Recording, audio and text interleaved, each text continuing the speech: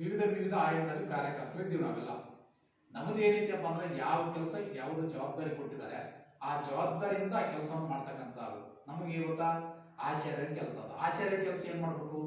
ಮಕ್ಕಳನ್ನು ಬಂದ ನಂತರ ಮಕ್ಕಳಿಗೆ ಈ ರೀತಿ ಶಿಸ್ತುಲಿಂದ ಕೂಡಿಸಿ ಅವರಿಗೆ ಶ್ಲೋಕಗಳು ಹೇಳಿಸೋದು, ಆಮೇಲೆ ದೋಹೆಗಳು ಹೇಳಿಸೋದು, ಮಂತ್ರಗಳು ಹೇಳಿಸೋದು, ಅವರಿಗೆ ಸಂಸ್ಕಾರವನ್ನು ಹೇಳಿಕೊಡ್ತಕ್ಕಂಥದ್ದು. ಅದ್ರ ಜೊತೆಗೆ ಪಠ್ಯ ಪುಸ್ತಕ ಸಂಬಂಧಪಟ್ಟಿರ್ತಕ್ಕಂಥ ಒಂದಿಷ್ಟು ಪಾಠಗಳನ್ನು ಹೇಳಿಕೊಡೋದು ಇರ್ತವೆ.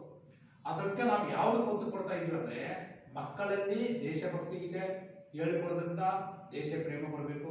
ಮಕ್ಕಳಲ್ಲಿ ಸಂಸ್ಕಾರ ಹೇಳಿಕೊಡೋದ್ರಿಂದ ಮಕ್ಕಳಲ್ಲಿ ಏನೈತಪ್ಪ ಅಂತಂದ್ರೆ ತಂದೆ ತಾಯಿಗೆ ಹಿರಿಯರಿಗೆ ಗೌರವ ಕೊಡ್ತಕ್ಕಂಥದ್ದು, ಅವರ ಜೀವನ ಬದಲಾವಣೆ ಮಾಡಿಕೊಳ್ಳೋಕೆ ಸಂಸ್ಕಾರ ಅತ್ಯವಶ್ಯಕವಿದೆ.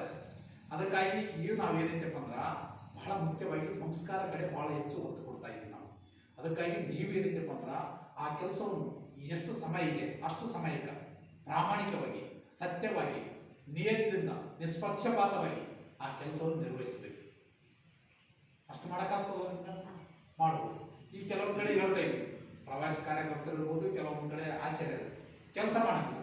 ಯಾರನ್ನ ವಿಸಿಟ್ ಬಂದಾಗ ಅಷ್ಟೇ ಓಪನ್ ಮಾಡ್ತಾರೆ, ಮೂರು ಮುಚ್ಚಿ ಹೋಗ್ಬಿಡ್ತಾರೆ. ಆ ರೀತಿ ಇರ್ಬಾರ್ದು. ವಿಸಿಟ್ ಬರಲಿ ಬಿಡಲಿ, ನಮ್ಮ ಕೆಲಸ ಏನಿದೆ ಆ ಕೆಲಸವನ್ನು ದೇವರ ಕೆಲಸ ಅಂತ ತಿಳಿದುಕೊಂಡು ಮಾಡ್ತಕ್ಕಂಥ ಆಗಬೇಕು.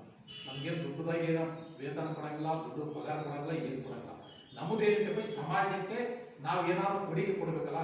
ನಾವು ಅಕ್ಷರಸ್ಥರಾಗಿದ್ದೀವಿ, ನಾವು ವಿದ್ಯಾವಂತರಾಗಿದ್ದೀವಿ, ತಿಳುವಳಿಕೆಸ್ಥರಿದ್ದೀವಿ. ನಾವು ಈ ಸಮಾಜಕ್ಕೆ, ನಾವು ಹುಟ್ಟಿ ಬಂದಿರತಕ್ಕಂಥ ಓಣಿಗೆ, ನಾವು ಹುಟ್ಟಿ ಬಂದಿರತಕ್ಕಂಥ ಗ್ರಾಮಕ್ಕೆ ನಾವು ಏನು ಮಾಡ್ಬೇಕಾಗಿದೆ ಅಂದರೆ ನಮ್ಮದೇ ಆಗಿರ್ತಕ್ಕಂಥ ಒಂದು ಕೊಡುಗೆ ಕೊಡಬೇಕು. ಎಂಥ ಕೊಡುಗೆ ಅಂದರೆ ಇದೊಂದು ಅವಕಾಶ ಸಿಕ್ಕಿದೆ.